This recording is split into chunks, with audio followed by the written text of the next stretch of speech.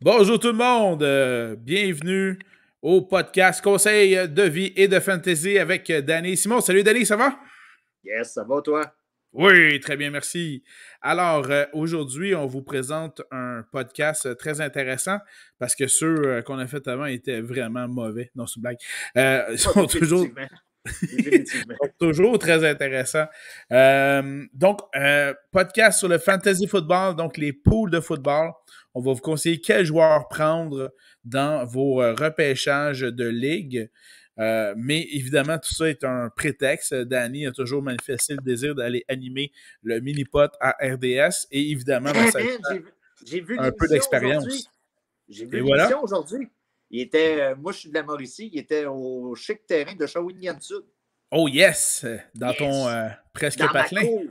Et Ouais, voilà. je ne suis pas de Shawinigan. Je suis en Shawinigan et Trois-Rivières. Voilà. Mais j'ai Quand déjà même. joué sur ce terrain-là. Je me sentais là, dans ma Big. cour. Oh Et yeah. voilà. Alors, justement, pour donner de l'expérience à Danny, on s'est dit qu'on allait animer podcast sur le fantasy football. Donc, nous y voici. Et Oui. aujourd'hui, on aura le plaisir de pouvoir vous entretenir d'une division particulière. Allons-y, entre autres, avec la division Est de la Conférence nationale. Une division qui comprend quatre belles équipes. Les Cowboys de Dallas, les Giants de New York, les Eagles de Belle. Philadelphie et Ouf. l'équipe de Washington. Je commence tout de suite en mentionnant que l'équipe de Washington pourrait, semble-t-il, être un nom. Selon mes dernières lectures, un nom qui reviendrait beaucoup serait celle des Wolves de Washington, donc les loups. Donc, on évite ici les noms à connotation amérindienne pour pas, évidemment, emprunter et heurter personne de ce côté-là. Ben là, Qu'est-ce que tu moi, penses des Wolves? Ben écoute, dans Twilight, tu avais du monde là, qui se changeait en loup. Là. Oui. Puis ça porte préjudice pour eux autres, me semble. Oui, mais Robert Pattinson a dit qu'elle n'allait pas poursuivre. Donc, OK. on devrait être correct Ben, là-dessus. moi, je suis probablement un des seuls, là, mais j'aimais comme l'espèce de formule du nom de Washington. Le Washington Football Ouais, Team. ouais, je trouvais ça bien. Mais est-ce que tu connais un autre acronyme en anglais avec les mêmes lettres Ouais, qui est le WTF, qui veut what dire, the fuck? pardonnez-moi les mots, là, mais what the fuck? Et Ouais. personnellement, j'avais beaucoup de misère avec l'acronyme WFT parce que ça FT. ressemblait beaucoup trop à what the fuck. Wow. Mais bon, voilà. Alors, on aura On peut-être les commence par Wolves, eux autres? ne sait-on jamais. On commence par eux autres, pourquoi pas? Ouais. Quel changement notable peut-on mentionner par rapport à ce qui s'est passé dans l'entre-saison pour l'équipe de Washington, Danny? Écoutez, il y a eu le départ d'Alex Smith, veut pas, qui a mérité son Super Bowl, le Super Bowl de la vie, persévérance, Et qui a eu le retour courage, de l'année. le retour de l'année, mais c'est de la décennie, du siècle, ou quelque chose comme ça. Là, après la blessure qu'il y a eu, on s'entend que, écoutez, donnez-y le trophée, donnez-y le nom, puis on. Exactement. Écoutez, là, Puis pour ceux qui ne savent pas, Alex Smith s'était fait fracturer la jambe en 11 endroits sur la jambe. Il avait failli se faire amputer la jambe parce que il y avait eu ça s'était infecté. Et après ça, bien, il était même pas certain de pouvoir marcher à nouveau. Et à force de résilience, de persévérance, donc a fait beaucoup de physio, s'est entraîné. Non seulement a pu marcher, mais a pu courir. Et non seulement il a pu courir, mais il a pu revenir au jeu, ce qui était passablement, carrément impensable. Donc, c'est effectivement tout un retour qu'il a connu l'année passée. Et à la fin de la saison dernière, il a donc pris effectivement sa retraite dans ce cas-ci. Donc, un départ notable avec Washington. Et pour pallier donc à l'absence de M. Smith, on a le droit à un nouveau venu. On a ajouté un peu de magie avec Fitzmagic. Woohoo! Ryan Fitzpatrick. On a ajouté aussi Curtis Samuel au poste de wide receiver. On a aussi drafté en troisième ronde un certain Diami Brown. et un tight end, John Bates, mais on risque d'en parler plus au cours des prochaines années que cette année, là, en Tout à fait, de fait. fantasy. J'étais Comme fort, on... fort heureux que tu mentionnes Fitzpatrick parce que c'est un joueur expressif, coloré, toujours apprécié de ses coéquipiers, apprécié des médias aussi. Par contre, à ce que j'ai lu encore aujourd'hui, Fitzpatrick n'est pas encore assuré du poste de partant pour le match numéro 1 de la saison. Oh, ça serait... Tyler Heineke, qui avait très bien fait dans les séries et les éliminatoires notamment, et qui avait failli battre, si je ne me trompe pas, les Chiefs en série, est encore en liste pour obtenir possiblement ce poste de partant. Oui, mais je m'attends quand même à ce que Fitzpatrick prenne la pole avant le début de la saison et qu'on le nomme corps arrière partant là, très prochainement. Quelle valeur tu lui donnes dans ce cas-ci en termes de fantasy football? Top 20, excellente option pour, comme QB2 dans les ligues Superflex. Écoute, puis moi, j'aime beaucoup la valeur des wide receivers avec Fitzpatrick plus qu'avec Heineke. Et dans ce cas-ci, effectivement, comme il est bien entouré, Fitzpatrick, ça pourrait lui permettre de connaître une belle saison là, de ce côté-là. Oui. Parlant d'être bien entouré, tu veux nous parler oui. de quel joueur par la suite? Il y en a plusieurs. Écoute, on commence par le champ arrière. Oh oui! Un de Oui, tes on a Antonio préférés. Gibson, la guitare. La valeur d'Antonio Gibson a augmenté au fur et à mesure que l'entre-saison, plus que la saison approche, plus que son classement augmente. Le coach a été dire qu'il voulait l'utiliser un peu comme McCaffrey avec des passes, la course, puis tout ça. Et nous, quand on fait du fantasy football, puis on repêche, c'est ça qu'on veut entendre. Fait que le gars est rendu borderline top 12, top 10 dans les prévisions des experts. J'ai tendance à le mettre comme ça. Je lui donne une excellente valeur du côté Dynasty. Une très bonne valeur pour cette année aussi.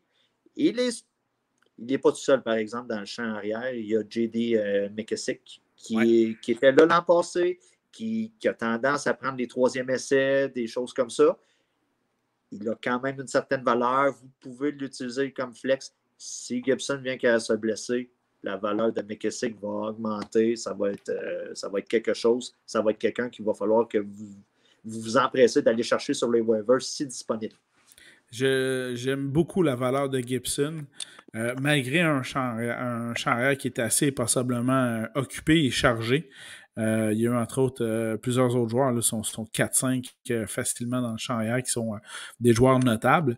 Par contre, Gibson, presque 800 verges au sol, presque 300 verges par la passe l'année passée.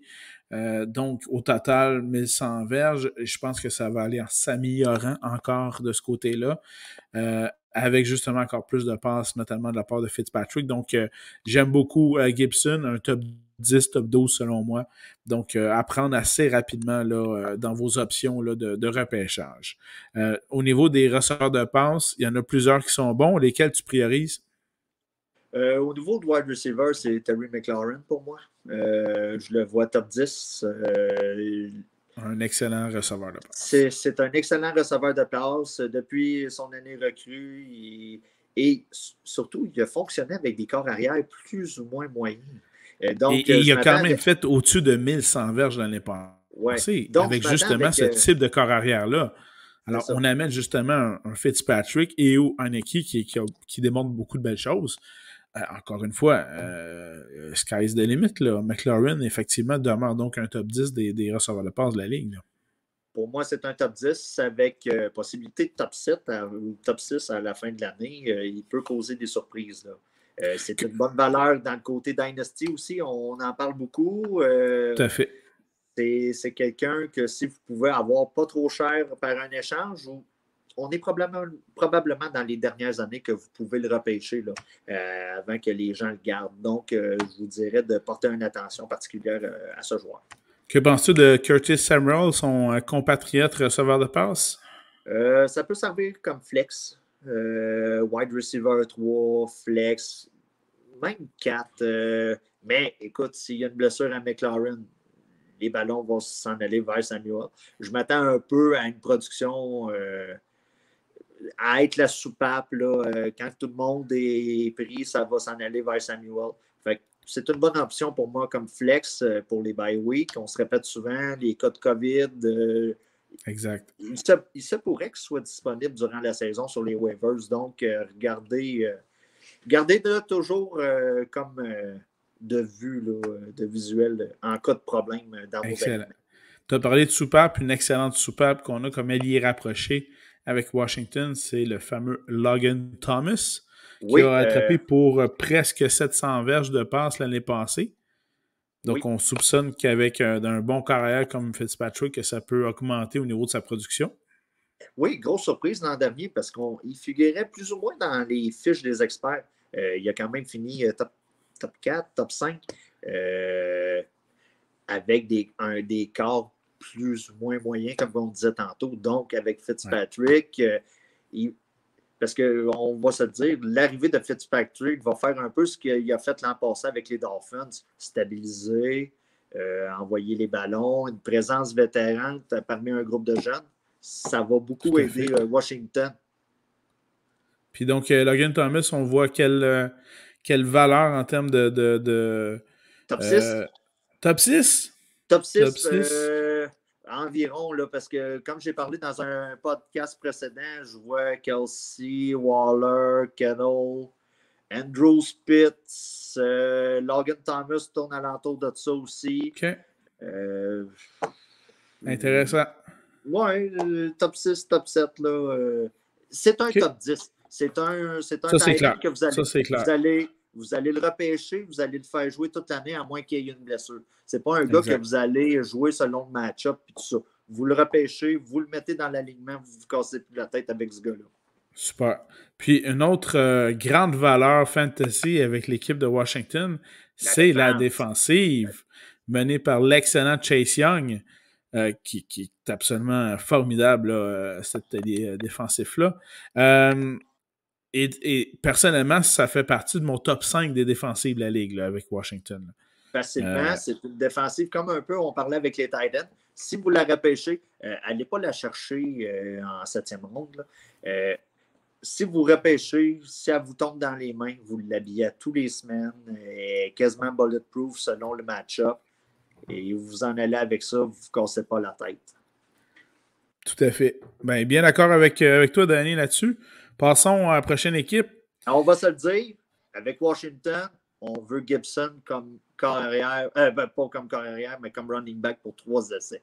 Si ça vient qu'à arriver, s'il vient qu'à faire des attrapés comme Rivera a parlé avec en ciblant Christian McCaffrey, qui a déjà coaché. Ouais.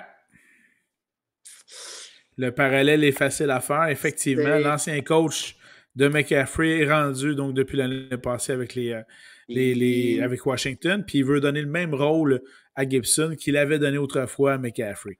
Donc, c'est des choses qui promettent. Depuis des années, il avait fait le même pattern une première saison. Puis là, on veut y passer plus le ballon. Je vois beaucoup de similitudes entre les deux. En fait, donc, je te fais tout de suite avec ce que tu mentionnes là, je te fais tout de suite une prédiction. Là. Présentement, Gibson est un top 10 des running backs de la Ligue quand vous allez repêcher.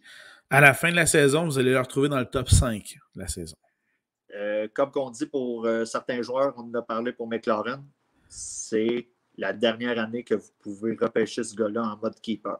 La personne qui va le repêcher va probablement le garder, à moins que tout à fait. Elle ait les cojones d'avoir un Cook, un Zeke Elliott ou quelque chose de même.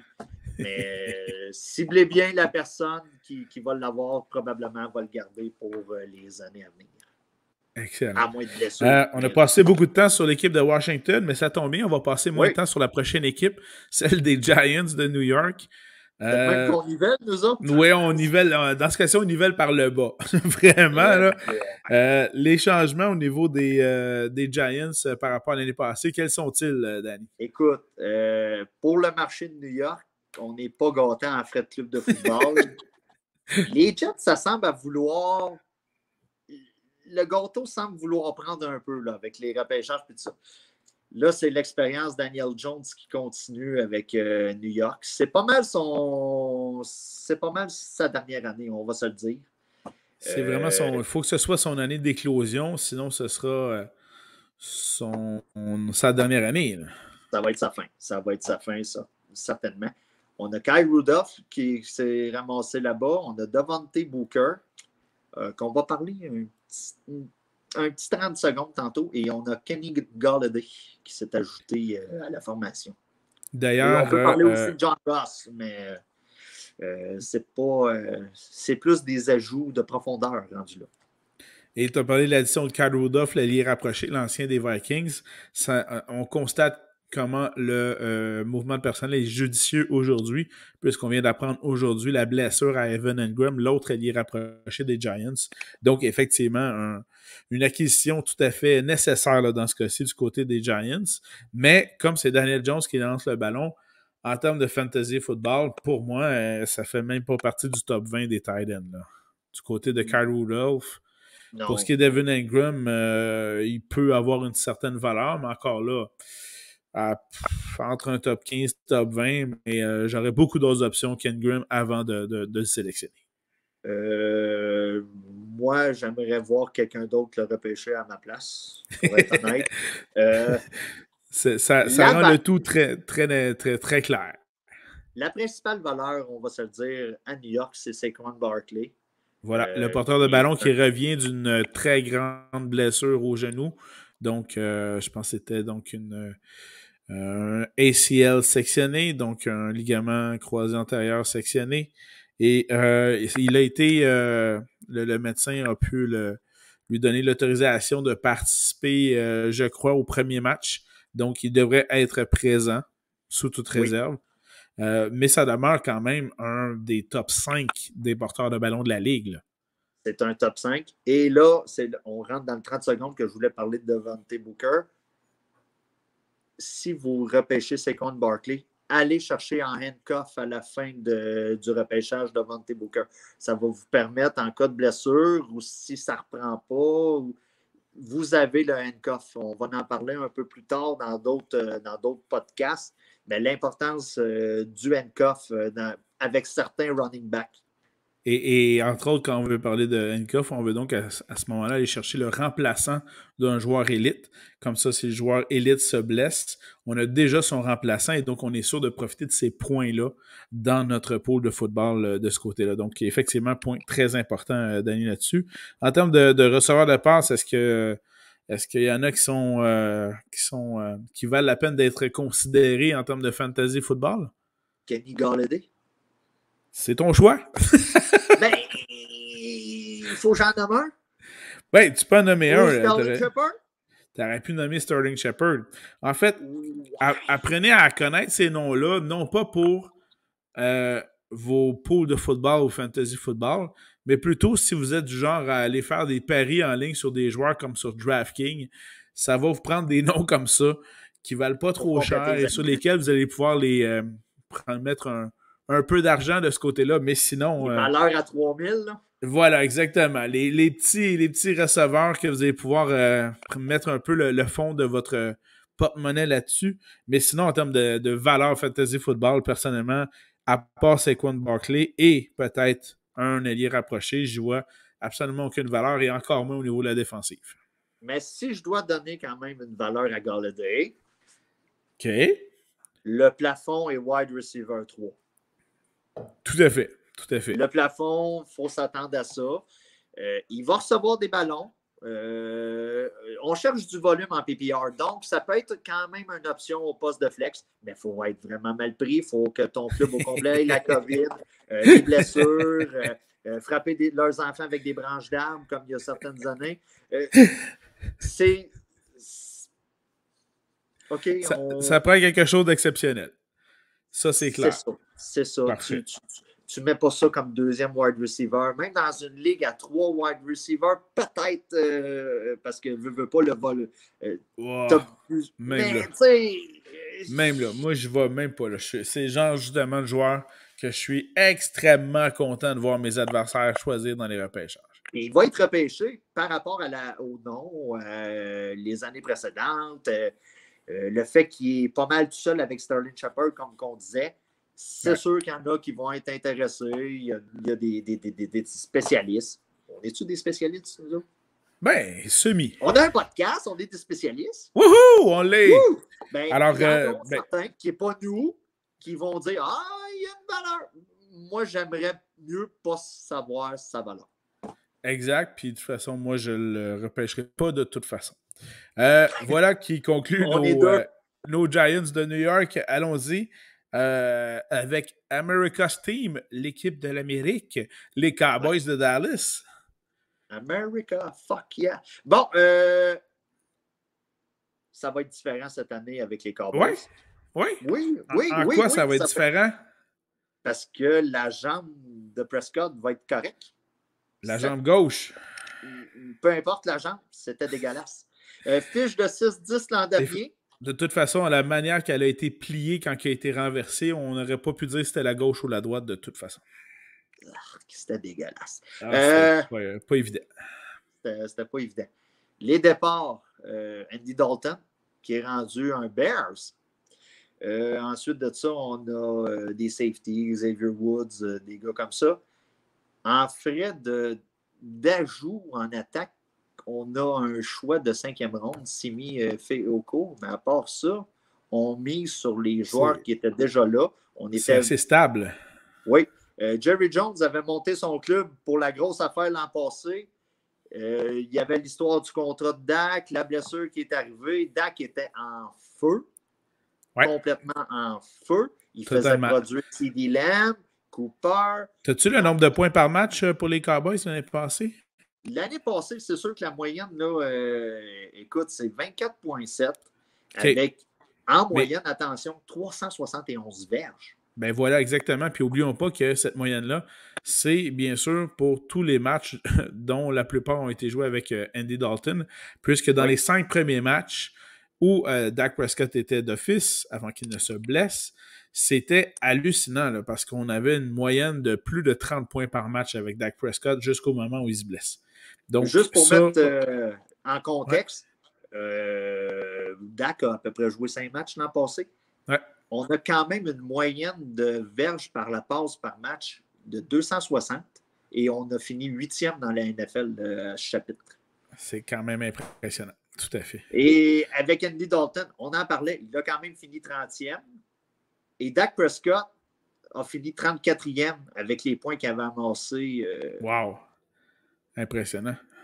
Oui. Dak Prescott, justement, la valeur de Dak Prescott. Top 5. Top 5. QB, c'est top 5. Donc, là, dans le top 5 Mahomes, des. On parle de Jackson, on parle de Herbert. Allen. Je mets Dak avant Herbert. OK. Mais Josh Allen est là, Patrick Mahomes est là. Oui. Puis il y a des gars comme Russell Wilson, Aaron Rodgers qui s'en viennent dans le mix, pas trop loin. Ouais. Mais ça demeure donc dans le top 5-6 là, de la Ligue au niveau de Dak Prescott. Son rétablissement va très bien. Il joue beaucoup lors du camp d'entraînement.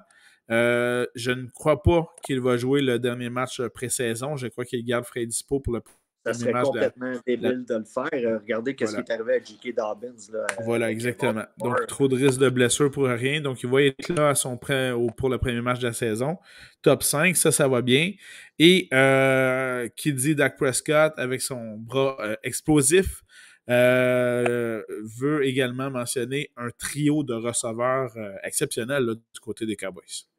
On mélange l'expérience, la jeunesse et la vitesse. Du côté des Cowboys, on a Amari Cooper qui est quand même un vétéran, là, on peut le dire, anciennement des Raiders il y a quelques années. Un autre échange que les Raiders ont fait. Un autre excellent échange des Raiders.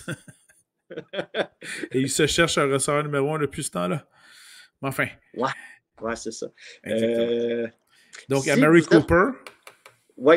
Si quelqu'un vous dit que vous êtes les Cowboys de Dallas dans votre ligue de fantasy, les Raiders, là, si vous êtes les Raiders, c'est pas bon signe. C'est que vous faites c'est pas un compliment, ça, là. pas nécessairement un compliment. On a Cooper, on a CeeDee Lamb. Parlons de CeeDee CeeDee Lamb. Lamb. Parlons de Ouais. CeeDee Lamb. Plusieurs experts analystes voient ce qu'on appelle un breakout season pour CeeDee Lamb, donc une année d'éclosion pour CeeDee Lamb. Est-ce que tu vois la même chose?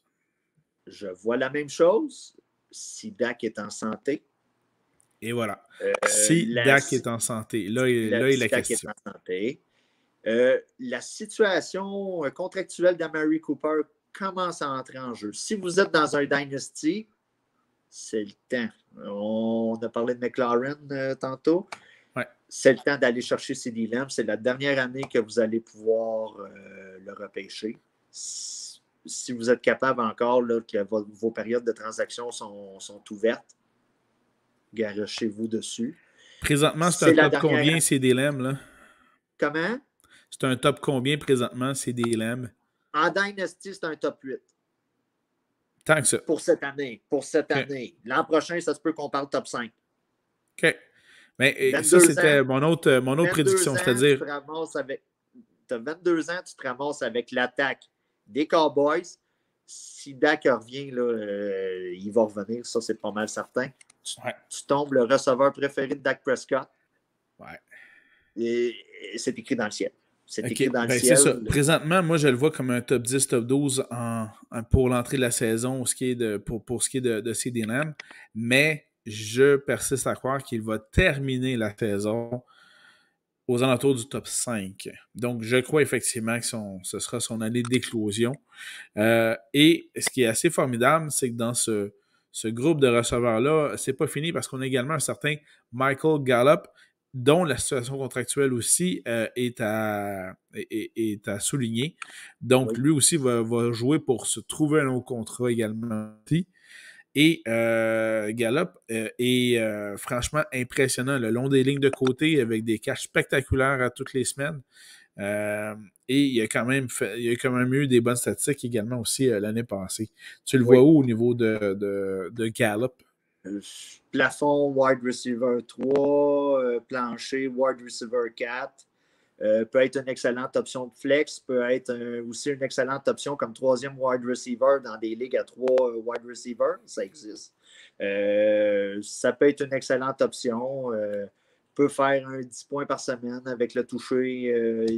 Ça ne sera pas constant à 16 points. Tu vas avoir des semaines plus...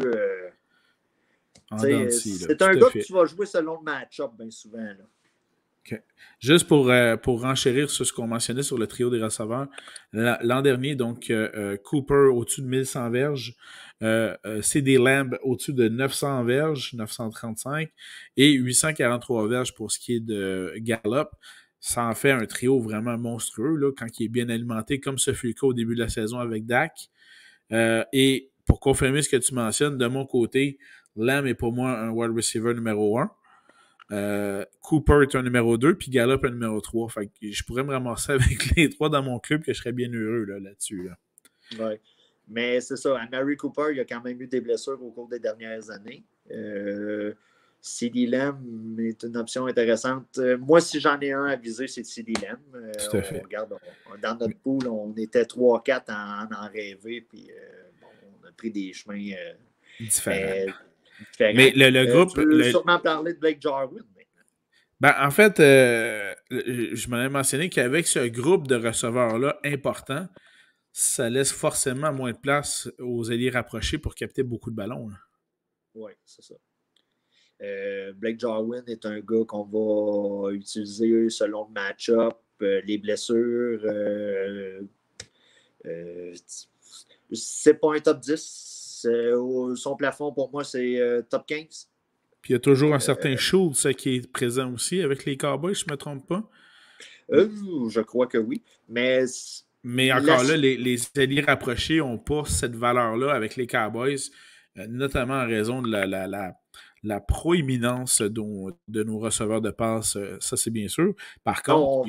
On va parler de Philadelphie dans pas long. c'est tout C'est le contraire contraire. c'est le contraire avec les Cowboys. Là.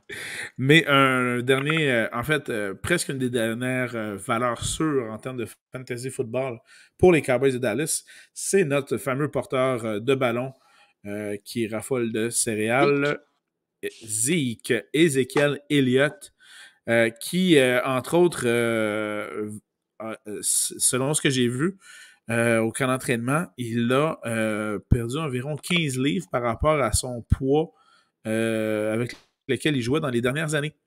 Moins de céréales. Donc, voilà. Moins de céréales. Il est passé des Lucky Charms au Special K.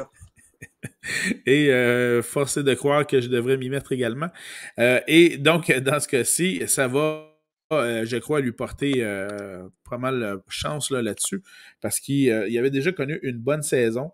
Et ce que j'aime d'Ezekiel, c'est qu'il attrape beaucoup aussi. Il avait attrapé au-dessus de 50 passes pour 300 verges de passes, toujours très intéressant, et couru pour presque 1000 verges. Donc, ça en fait un joueur étoile. Si je peux me permettre, la saison dernière, Zeke, on avait des espérances pas mal plus grandes. Est-ce que la blessure de Dak a joué? Forcément. Forcément. Quand on se retrouve avec Andy Dalton dans versus Dak. C'est un peu moins menaçant là, du côté de la défensive quand c'est Andy Dalton qui est. Tant qu'à parler de Zeke, je m'en voudrais de ne pas parler de Tony Pollard, qui est pour moi un des meilleurs handcuffs, comme on parlait tantôt, à aller chercher.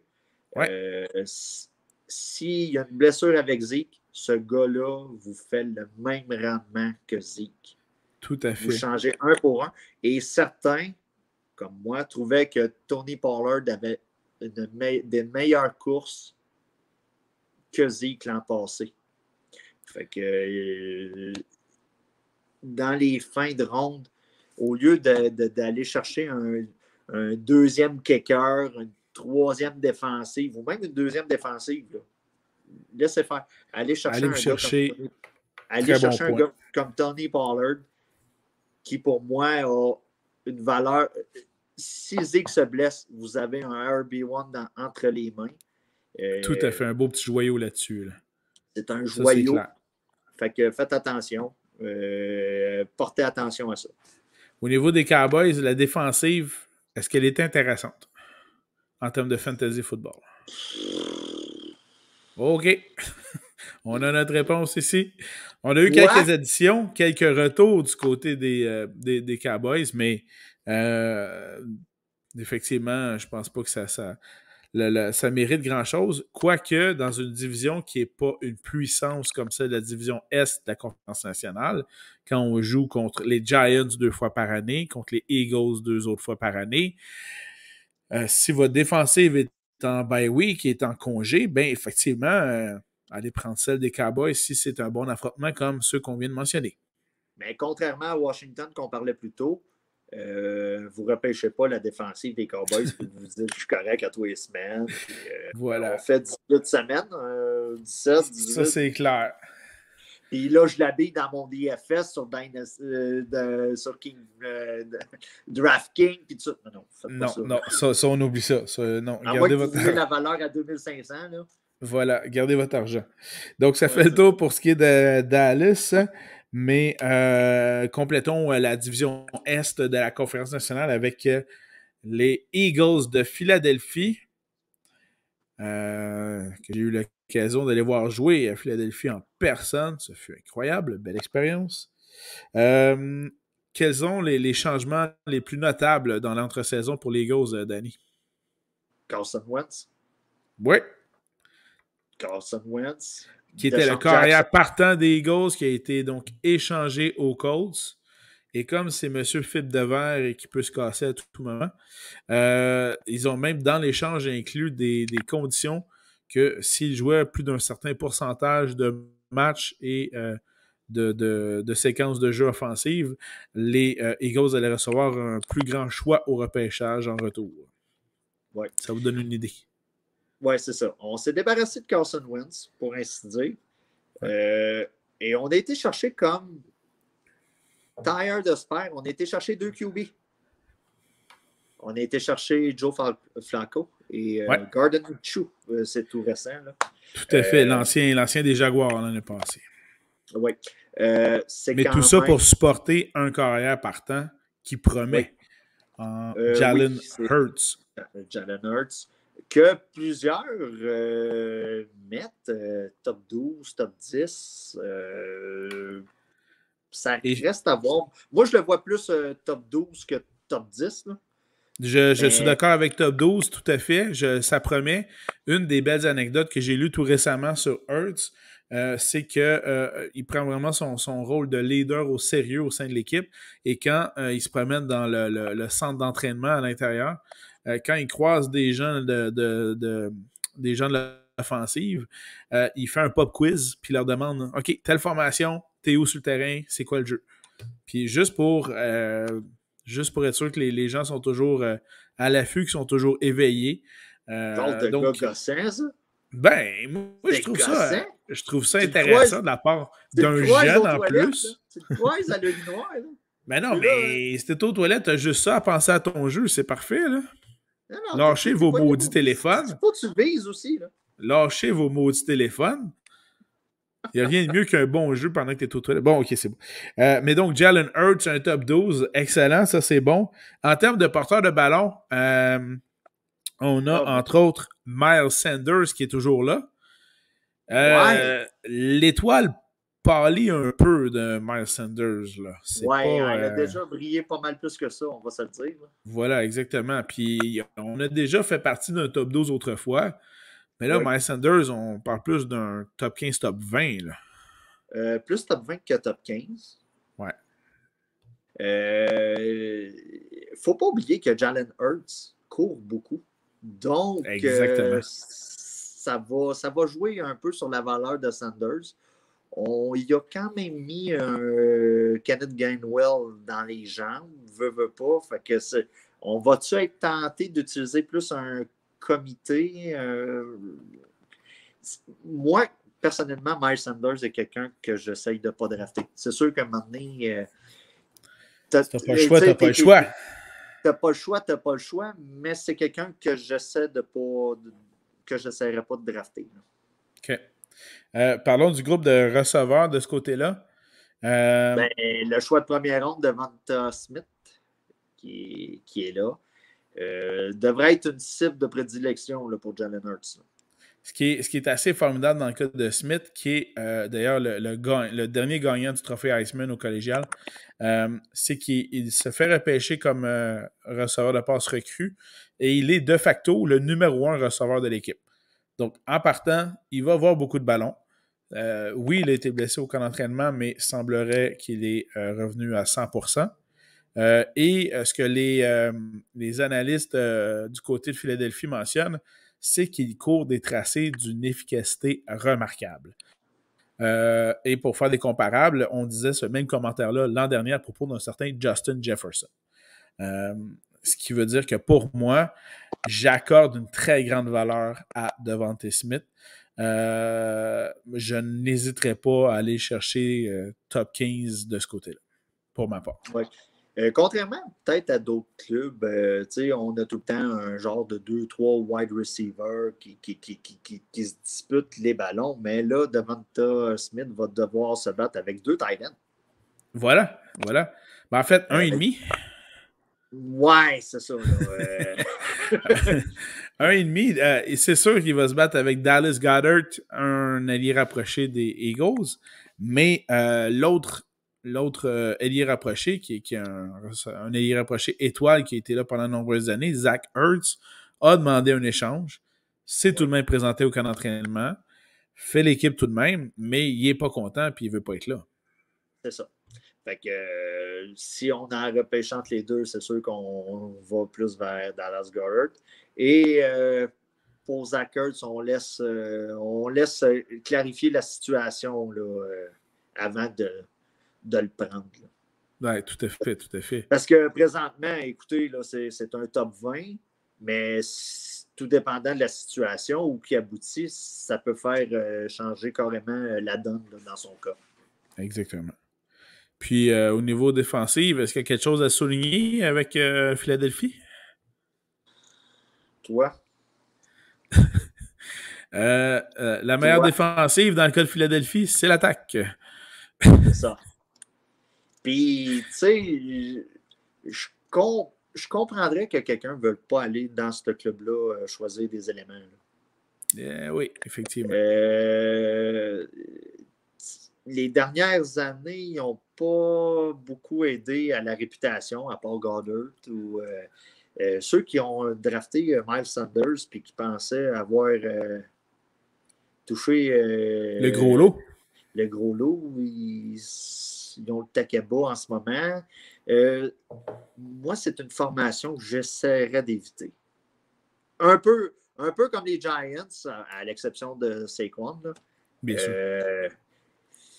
J'essaierais d'éviter ce club-là. Pour moi, peut-être Hurts, ça aurait une certaine valeur à cause des jambes et tout ça, mais c'est pas un club là, que je me garocherais dessus là, en 4e ronde pour aller chercher un élément. Là. Effectivement. Bon, mais je pense que ça fait tour du côté des Eagles de Philadelphie, mon cher Danny. Et par le fait même de la division Est de la Conférence nationale. Carrément. Oui. Wouhou! Yeah. Bon, ben, excellent. Donc, restez à l'écoute. Un autre? Alors, restez à l'écoute. On aura une autre édition du podcast à vous offrir avec une autre division de la Conférence nationale. Un grand merci, Danny, d'avoir été présent avec nous. On remercie également donc madame de t'avoir prêté pour ce soir. Très apprécié. Puis, non, mais c'est important de la remercier. Je pense que ça lui fait plus plaisir à elle. Alors, conseil de vie, dans ce cas-ci, il faut mieux des fois aller faire un podcast. Alors, un grand merci. Et puis, on se revoit très bientôt, tout le monde. Et puis, à la prochaine. Portez-vous bien. Salut. Merci. Bye bye.